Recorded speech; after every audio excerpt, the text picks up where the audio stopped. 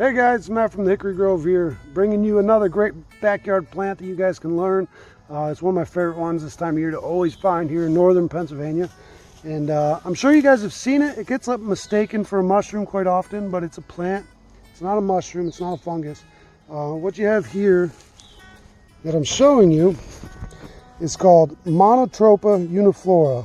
People call it the ghost plant or Indian pipe quite often. That's its nickname. And it grows in clumps like this, and this is a medicinal plant. It grows in the dense forest for one main reason, and that's the fact that it doesn't utilize chlorophyll, so it doesn't have to use photosynthesis like most plants would. Like, it doesn't need green, obviously, because it's completely ghostly white, and that's where it gets its ghost plant name from. The ghost plant is actually a very great medicinal plant to have. It's a pain reliever, and that's its main thing. Antispasmodic properties, and I mean nervine agents, you name it. This thing is like a low dose opium, and it's great for pain relief, and that's what I really recommend it for.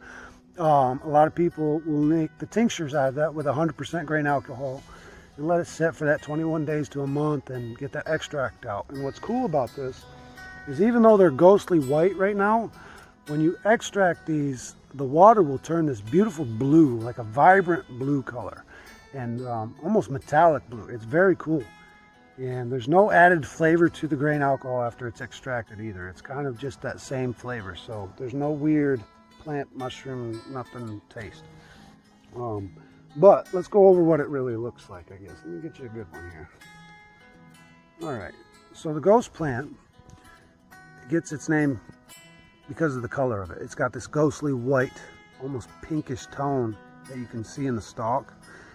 And Monotropa Uniflora, so it's a white, single-flowered plant, meaning it's got a single bell flower up top here. And these don't open up much. This is how closed they usually stay. They'll open up a little bit more. But if you look really deep inside, you'll see like this yellowish pink flower type seeds in there, which are pretty neat, yeah. But that's about all it will look like. It'll grow no more than about 5 to 6 inches at most. And you'll find them underneath around here, pine trees. So what happens, why they grow under pine trees, is because there's a certain fungus that it relies on to eat. And it doesn't eat the fungus, but the fungus helps it eat. And the fungus eats because of the pine trees, if this all makes sense to you. So what happens is, there's a mushroom called the Russella, which is a little forest floor mushroom that the squirrels like. They have like red caps, purplish caps, different colored caps. It's a very common mushroom.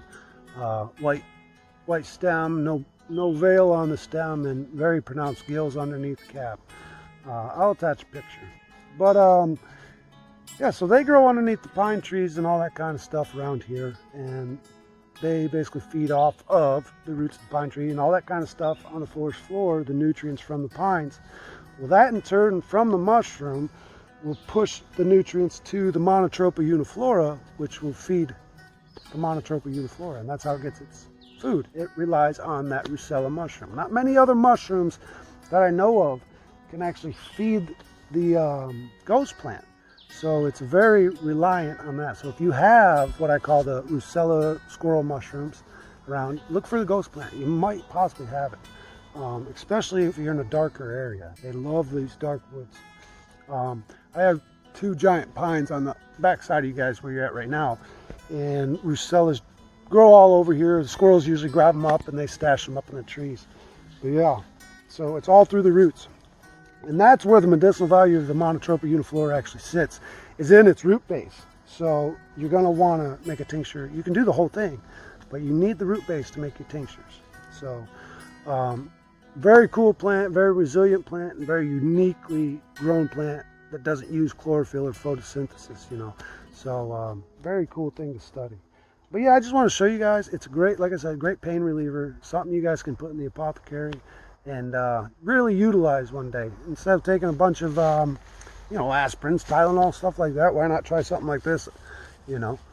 But yeah, if you have any questions, comments, anything like that, or anything you want to share, comments go below the video, or you can just message me at the Hickory Grove. Other than that, it's Monday. I hope you guys have a great week, and chase down that weekend. Be nice to each other. I'll talk to you guys later.